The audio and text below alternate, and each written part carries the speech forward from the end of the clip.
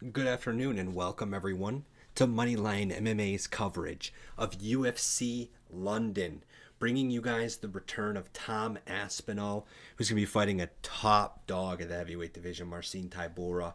We got a great main event coming to you guys from London this weekend, this Saturday, of course, the 22nd of July. And this fight's going to be taking place in terms of the United States at least. The early prelims are going to be starting at 11 a.m. So that's Central Time. So if you're looking to see some fights on Saturday, you're going to need to be up and ready to watch these fights. The main event probably starts around 3. Usually it's about 4 hours at the early prelims. So you're going to want to keep an eye out and make sure to catch this daytime fights coming up on Saturday. That being said, before we dive too deep into our picks for this week, Moneyline May, we like to briefly recap our picks from last week. And boy, Jose, I had a tough one.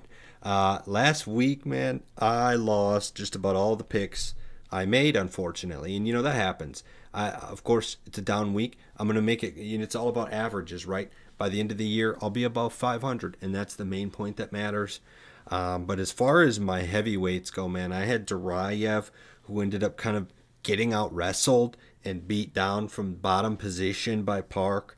Holly Holm got choked out. It was logged as a standing choke, but she at least kind of gave up a little bit more of a fight than maybe Jeff Neal against Shavkat, in the sense that it was just kind of an easy choke out, it looked like almost. But the other pick we made, heavyweight fight, got canceled.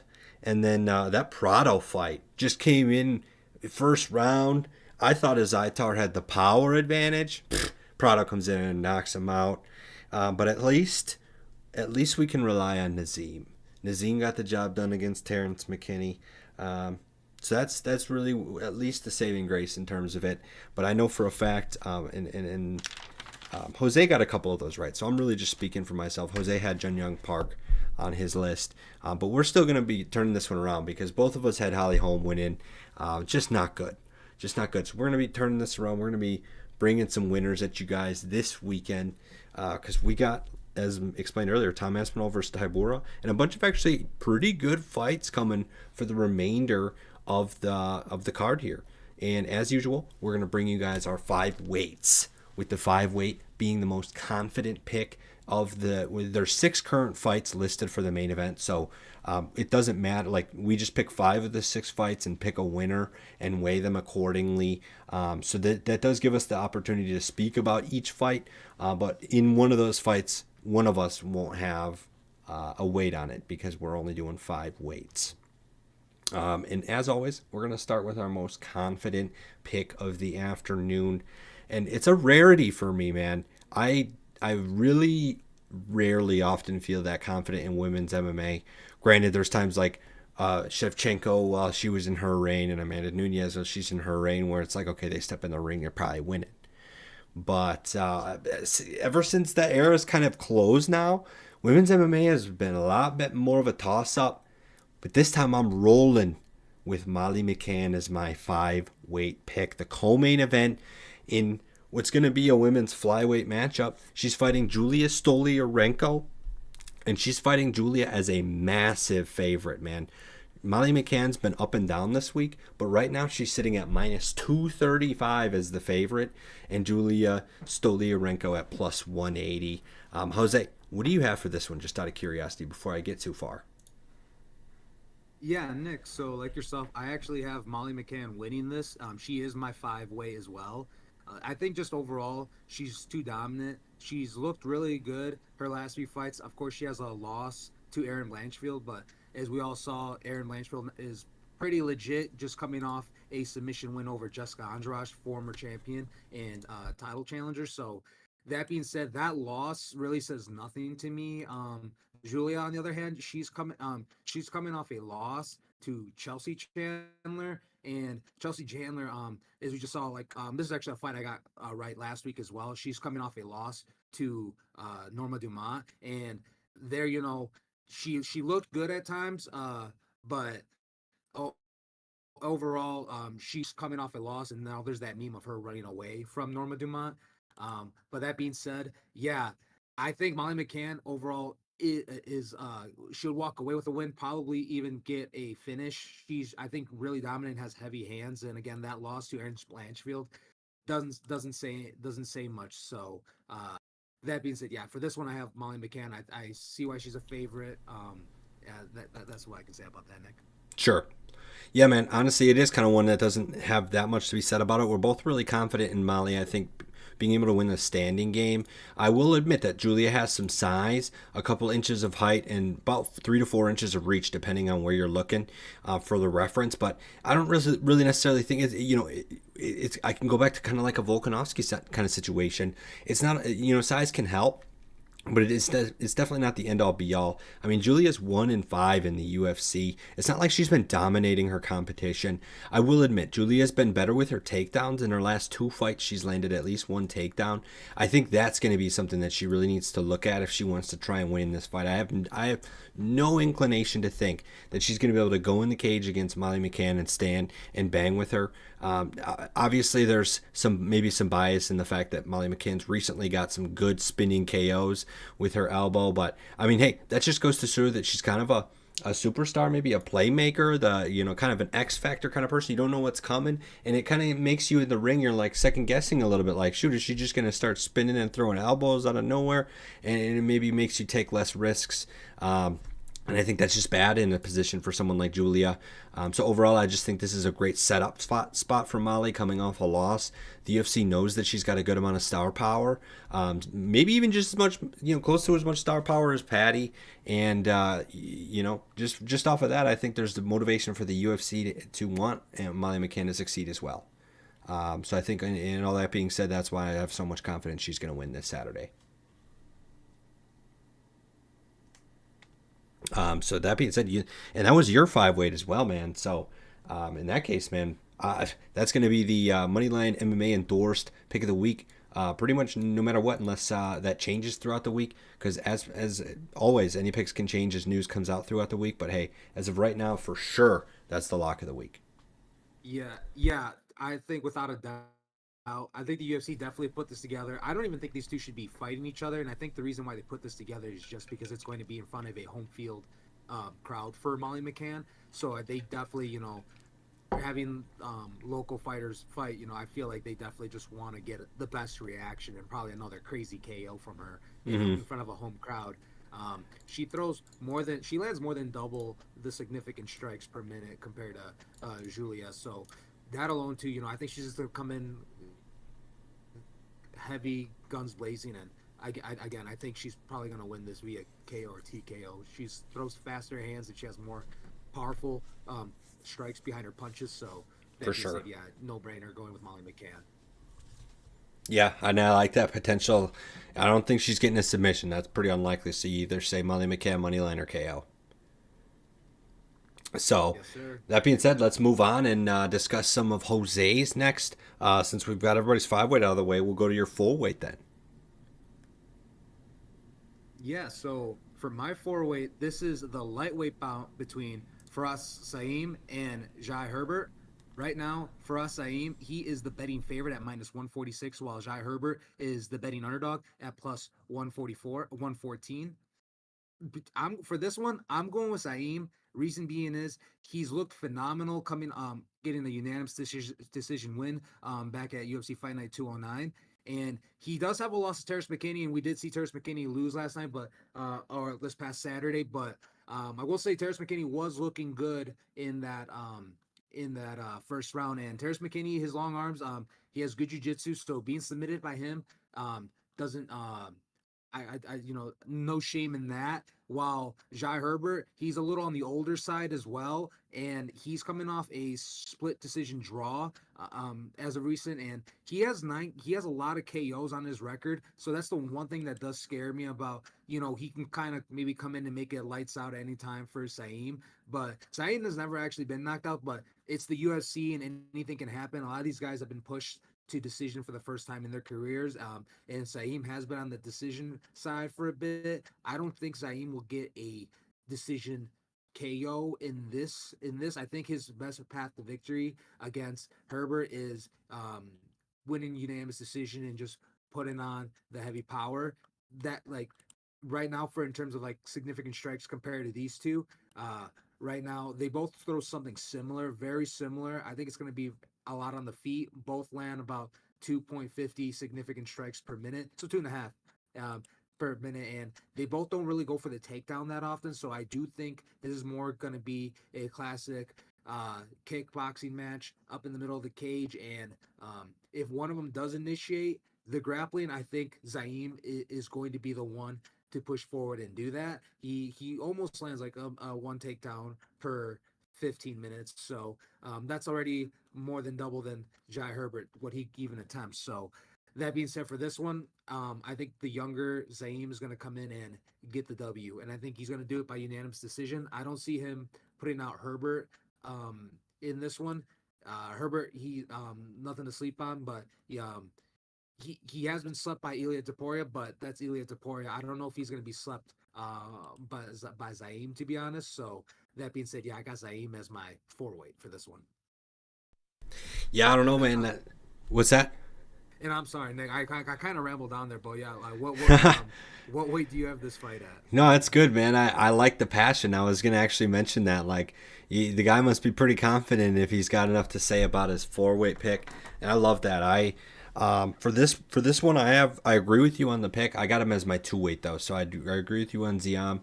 I have a little less confidence in him, and in a couple maybe a different thought processes on it. I actually kind of liked Fares' ability to wrestle against Figlak in his last fight with 3 takedowns. I think that was one of the bigger factors in his ability to win that fight. Now, I'm not necessarily saying he's going to go in and use that a lot going forward. And of course, like you mentioned, he got submitted by Terrence McKinney, but we even talked about this in our show last week. If you can outlast Terrence McKinney in the first round, or even really the first like 3 to 4 minutes, right, you're probably going to beat him, because he gasses out fast, and it's been proven yet again. And that submission happened in like 2 minutes or 3 minutes in the first round. So it doesn't look good for Zion, but I don't really think it's the end of the world. He just needed to be more ready for that quick burst at the beginning from Terrence McKinney. And not to take much away from Jai Herbert, but he has a negative striking differential, man.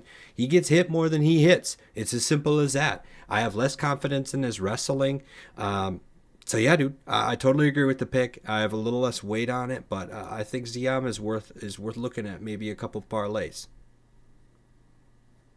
Yeah, Nick. I agree with you, and like, yeah, just the way I looked at it, it is because of my 1 and my 2-weight, and I feel like this and my 3-weight probably could have been a little switched around, but my 1 and my 2-weight, I was just for sure on those where it was, so that's why he got pushed up to like the 4 or 3 spot. But I ultimately settled with him being my 4-weight, Fair and enough. that is because I'm that much less confident, if that makes sense, in the other picks I have, like in 1 and 2. Fair So enough. It is funny how it does change from week to week. People who listen to us multiple times will have experienced how we mentioned that in the past. Like, for the last UFC pay-per-view event, I felt like all 5 of my weights were like, yeah, this could be like a 3 or higher almost. But then there are cards like this one where it's like, yeah, I mean it. It's my 1 weight, because I don't even know at all who's gonna win. It's kind of a toss up. But that's why I think we like doing the weight system, because it gives that discrepancy between just making a pick and then having to stick with it. So that covers Jose's 4-weight, my 2-weight. So that being said, we're gonna move on to my 4-weight. And look, that's going to bring us, folks, to the main event. It's a tough decision to make here, and I think anybody who's listened to us before already knows that I'm taking Tom Aspinall for this next pick here. I just think it's a setup for him. He should win this fight. In all honesty, he really should win this fight. But it's obviously the reservation is his knee. I'd put him as my 5-weight, if it wasn't for that knee. And that's something everybody's going to be talking about all week long. It's going to be drilled into everybody's heads. And look, Aspinall opened this fight as a minus 450 favorite, and he's sitting at minus 400 or 500, excuse me. There's more money going into Tom Aspinall right now, even after opening up minus 450. That says something about the betting public. That is a lot of money going in on a guy who hasn't fought since blowing up his knee in the first 20 seconds of a fight. I think he outbeats Tybura in wrestling. I think I know he's a little bigger than Tybura. I think he can outstrike him. I really think Tom Aspinall is as good or better in every category as Tybura, but his knee. So Jose, what do you think for this one?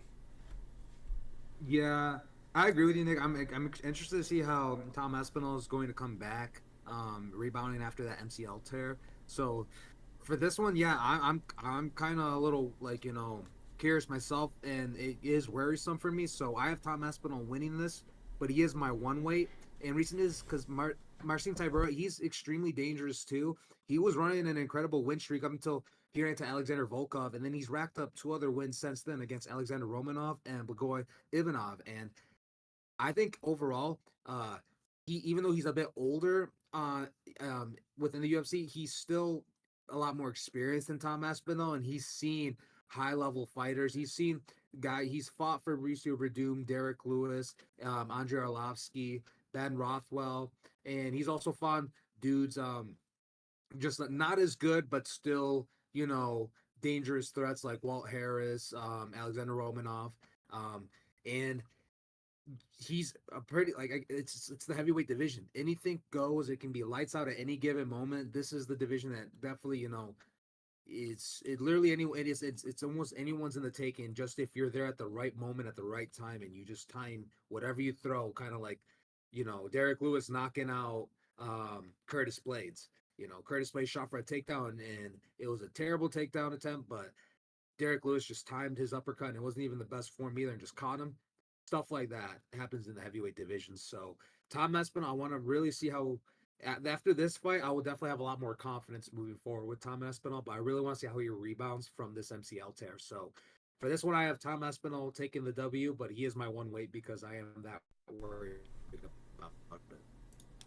Yeah, I hear you, dude. The safety I have in thinking about it is, for one, that Aspinall, excuse me, is 30. He's not necessarily anywhere near the end of his career. I think he still is young enough to be able to recover relatively well from an injury like that, especially with proper training. And it has been a year. I think it was July 23rd of 2022. So it is going to be about a calendar year. When this fight happens, it'll be one day off, actually. So, you know, that's great. I think that's plenty of time to recover. To me, it's not about it.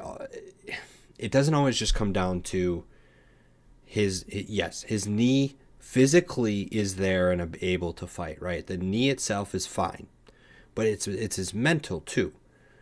I tend to lean, as a Steelers fan, you'll be familiar with this as well, Jose. I tend to lean to Devin Bush for an example.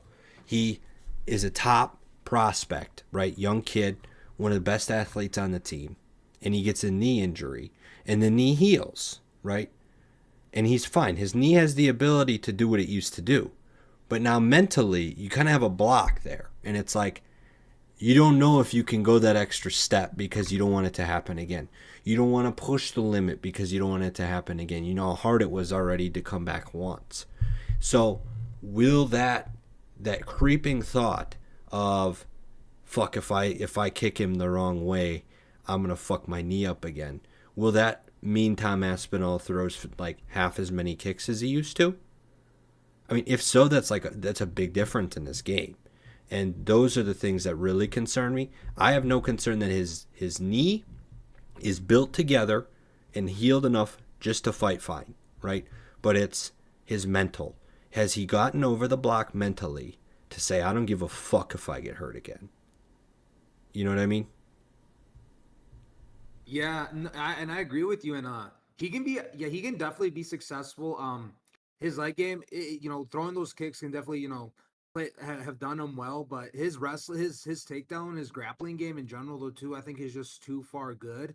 As long as his knee isn't affecting him wanting to change the levels and shoot for takedowns and really putting pressure, pushing someone against the fence. You're on your knees. That weight in between. You're pushing hard against them and I've seen it in the mats, people's knees just blow off from just doing wall work too at times. And so that's that. And like you said, it's been a year. He's done the physical therapy. I'm sure he's done everything right. He wouldn't be fighting if it wasn't 100%. So, but that mental block that you mentioned, I do agree with you.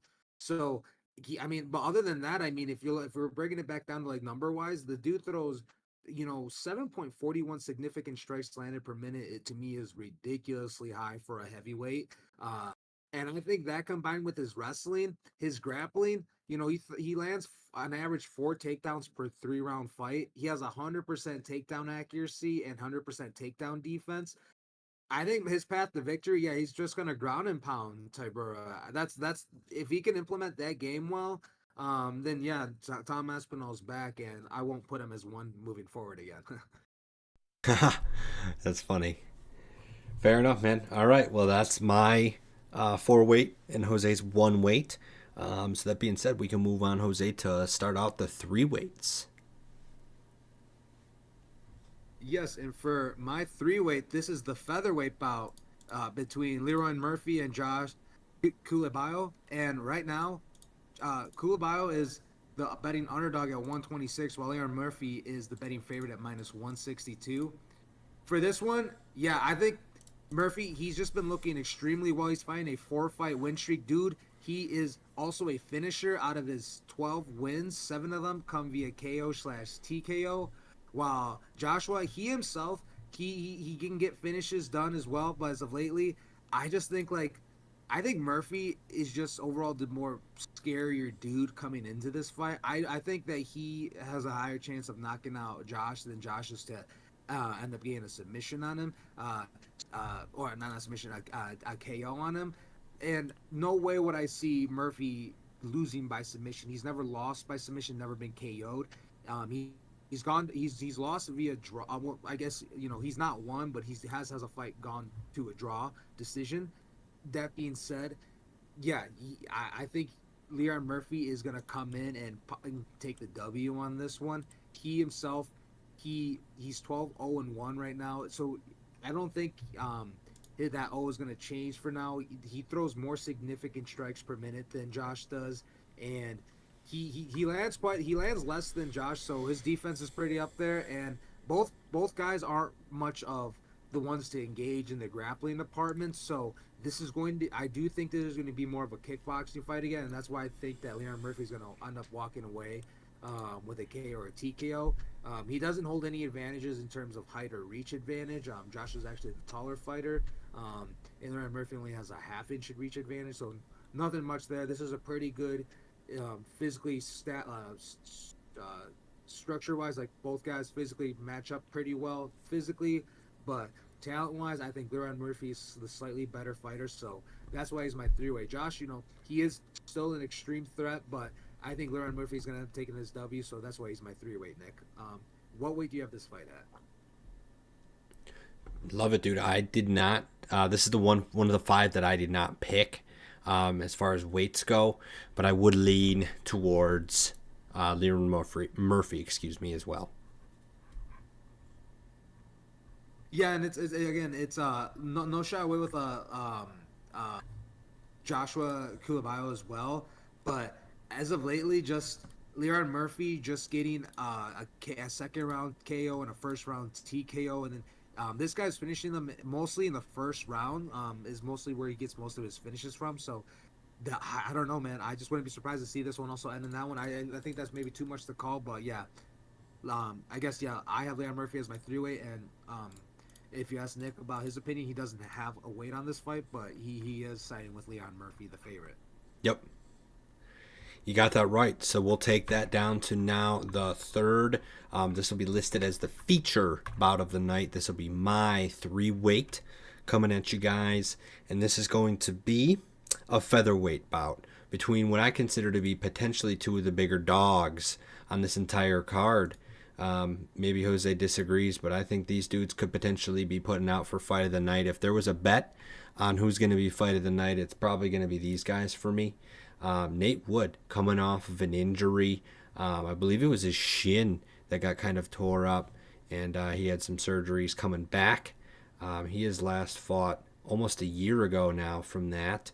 After fighting twice in the same month within 2 weeks of each other. Pretty impressive stuff. That being said, his opponent, Feely, absolute dog coming off a split decision win against Bill Algeo.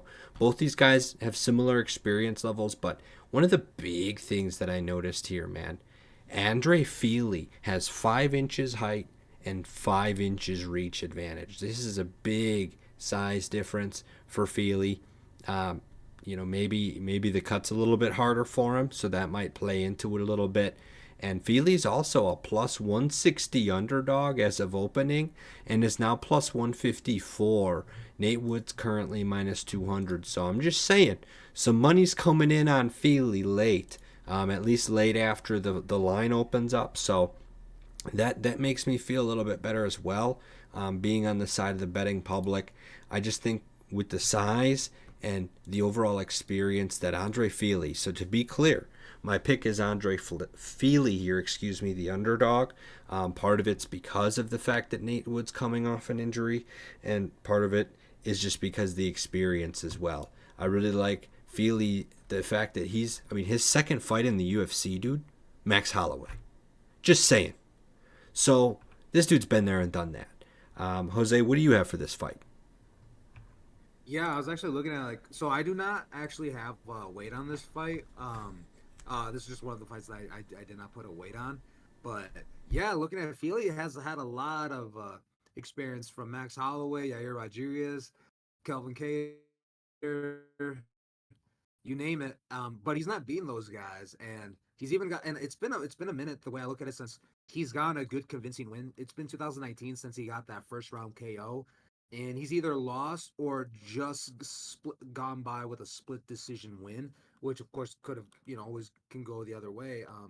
While they share Nathaniel Wood, he has a common opponent Charles Jourdain, and he beat him unanimously. Back last year again, Gane versus Tuyavasa, and he doesn't have the same level of competition as Andre Feely, and Andre Feely definitely has just overall both UFC and overall MMA more experience. Uh, but Nathaniel, what on this one? I'm not sure, man. This is a tough one. Yeah, this why I didn't really bet on it either because Andre Feely is the underdog. I want to side with him, but he has not looked that good. I feel like since 2019. I don't, I have to go back and see how these split decision fights look, I guess. But they're telling me that they weren't convincing enough. So for that, I'm gonna have to disagree with you on this one, and I will go with Nathaniel Wood. But overall on this fight, I'm not that confident, so that's why I didn't weight it. But if I were to go with one of these fighters, I think I would probably put my money on Nathaniel Wood. Okay. Gotcha. Okay, so that's I think if I'm looking back at this correctly, um, the first one we disagree on. This, yeah, this is Yeah, the we both first have one we do disagree on. we both have McCann, we both have Ziam, we both have. Well, We I both went with agreed with Murphy. you. I was gonna say I did Yeah, side with the Murphy pick. So yeah, dude, that'll be the first one we disagree on, and I get it, man. That's not a bad one to pick with the favorite there, because part of my thought there is the value on the underdog. Maybe just the fact that I think Feely is worth more than that. I think it should be at least an even line, but there's no doubt that Nate Wood's been impressive. He's the younger fighter here as well. So going back to my point about Aspinall still being young enough to recover well, you would think the same could go for Nate Wood. We'll see. This is going to be an interesting clash between how much experience matters and how much a guy can come back from an injury and do well because Nate Wood certainly has a shot. yeah. This is like a tough one. This is anyone's game. I think the way I view it. If Andre Felix shows up, I think we can. I think he can be the best version of himself because I think that's what he really needs to come out and prove. Is just that he's better than I think this last few performances, which I think this is a good fight set up for him to prove that. So yeah, this is a tough one. Though I did not want to put a weight on it, but yeah, if I'm going with one, Nathaniel Wood. Yeah, I was just gonna be like, yeah, but we still don't agree. I'm going with my guy Feely, UFC veteran, UFC experience. Um, he's gonna make Nate Wood want to go back to the physical training room. Oh my. Oh man, so that leaves us one more fight. If I am not mistaken, we have one more fight to discuss, and this fight is really between what's left is your two weight, and for this fight will also be my one weight. So it's both of our lower end weights here, but it is the last of the main card fights that we have yet to discuss. Paul Craig, the middleweights. Paul Craig, honestly, one of my favorite names to say just to have fighting again. I love watching Paul Craig. He's fighting Andre Muniz. And look, Paul Craig, that's all I can really say sometimes. Paul Craig's the kind of guy it's hard to put your money on Paul Craig in my opinion. He's got a strong head to him, right, where he's got striking ability, but it just doesn't feel like he's able to really put it together. And he gets KO'd by Johnny Walker. Um, Even against Volkan Zedmir, I thought he was going to choke him out. And he loses by decision, kind of just doing nothing the whole time. I'm part of this. Maybe that's part of why I have Andre Muniz winning this fight as my one weight pick here. But I'm kind of sour betting on Paul Craig and picking Paul Craig. I think his style is well established and almost similar to a little bit not as bad as a Gracie coming into the UFC. Not as bad, right? I'm not saying he's just going to literally sit on his back and do nothing, but I just don't see Paul Craig's having a chance standing up with Muniz. I could be wrong. It's not like Muniz isn't. It's not like Muniz is Francis Ngannou or something like that. I'm not painting out Muniz to be some sort of superhuman animal, but I really do think it's his advantage state here with a little bit of a 2-inch reach advantage, and his only. I guess you can look at his one loss being a submission and say, well, now Paul Craig's going to submit him. But to me, man, Paul Craig does not have the wrestling ability to get a takedown. He wants you to take him down. So Muniz needs to employ the smart game plan of staying at range and doing what he's done in the past to get a decision win. He's got a lot of submission wins on his belt as well, but I have more confidence, obviously, in him kind of trying to do something like maybe he did against Uriah Hall and just out wrestle the dude and get a decision win. Yeah, Nick. So yeah, so I see that as your one way, and for this one, I'm gonna have to like disagree with you, but I guess not too much because I have Paul Craig as my two weight, and that being said, it's yeah, both guys are coming in with a similar styles. I think both are heavily more in the fighters in the submission department, I'd say, and I think Andre Muniz, to be honest, he like he's fun guys similar to Brandon Allen. You mentioned he did end up losing to him, getting submission, rear naked choke by him, but Brandon Allen, he's got 13 submissions on his record. That's a lot. But at the same time, Andre Muniz has a win over Jacare Souza, who has 14 submissions on his record. So this one, I do think it's going to be a battle. Who's the better striker, and then can implement their submission game better. I think Paul Craig might be slightly the better striker. He himself also has 13 submission wins, so it seems like a lot of people that Andre Muniz definitely has been fighting. He's fighting guys that have similar styles to him in terms of like they know what they're doing when it comes to the jiu-jitsu department. And so at that point, I'm more curious to see how the feet are. And Brandon Allen, he's got good hands as well. So it's to me, it's no question why he ended up getting that submission probably later on in the round. He buttered him up a bit for the first few rounds on the feet, and then implemented that submission in the third round. Paul Craig can do something similar. He is cutting down to middleweight. It is his UFC debut at middleweight. I'm interested to see how that goes. That's another reason why he's my two weight. I want to see how this weight cut affects him. He's thus far, from what I've seen, looks good with this weight cut, so I'm not worried about it. I'm hoping that since he's lighter, he's going to be faster on the feet and his hands. So he does land more significant strikes per minute than Andre Muniz, but not much. So I'm hoping a lighter version of Paul Craig will probably get those numbers up, and he'll probably land more significant strikes to get in and sink in whatever submission he's looking for.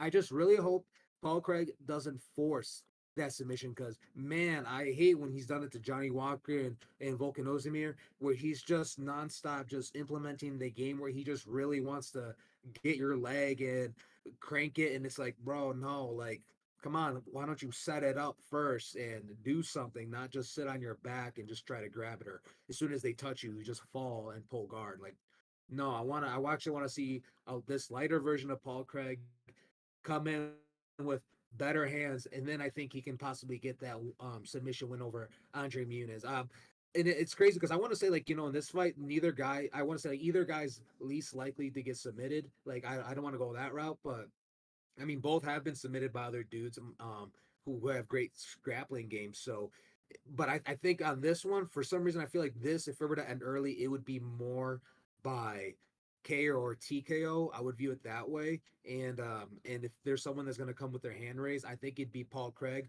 And again, I'm not that confident because of his weight cut, but I am hopeful in terms of that he has better hands to hopefully secure another KO or TKO because both guys really aren't much knockout artists. Paul Craig's only got three, and Andre Muniz only got four. So if he doesn't knock out Andre Muniz, then I want him to win.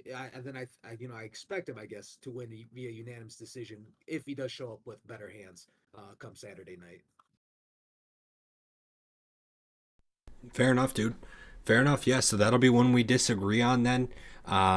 I think those are all great points. I think if Paul Craig is able to set it up better and have a change in his game plan that we've seen for the past couple of years at this point, because his loss against Volkan Zedmir was a year ago in that same card, I believe. Yeah. It was literally the same card that Aspinall got hurt. How crazy is that they're fighting on the same card again a year later? The UFC storylines, man. It's interesting how it almost seems to work out like that.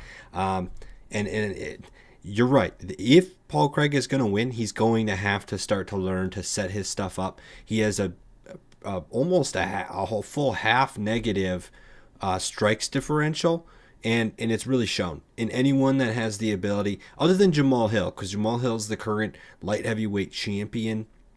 And he knocked out Jamal Hill. That's pretty impressive, right? You wonder what kind of Jamal Hill that was. But if Paul Craig can bring out that kind of side of him, he could bring himself to the next level. But a lot of what I'm basing my pick for Andre Muniz is just based on what we've seen from Paul Craig and expecting that not to change. And if that's the case, I'd much rather have Muniz in the striking department. And if it does get to the ground, we're going to see an interesting situation of, like you said, primarily the jiu-jitsu style guys who go for legs and arms real quick. Real quick. Oh yeah, and I think yeah, I think Andre Muniz, if I like, he does engage in the wrestling more than Paul Gregg. Like as you mentioned, Paul Gregg is more likely to want to get taken down than initiate the takedown. So yeah, I see Andre. It's just once it gets on the floor, once it gets on the ground, who gets the top, who gets on top. It's gonna be. I expect to see scrambles. I expect to see both putting each other against the wall a lot, and I expect to see good transitions throughout the fight and just overall good. I think we're gonna see some high level grappling, but mm, um and but the striking is gonna be the most exciting aspect of it because it's gonna that grappling gets very tiring now, and it's going to be True.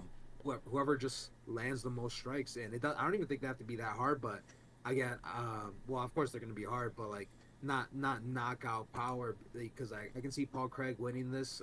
If he's the better grappler, just winning this via ground and pound to unanimous decision, similar to Andre Muniz.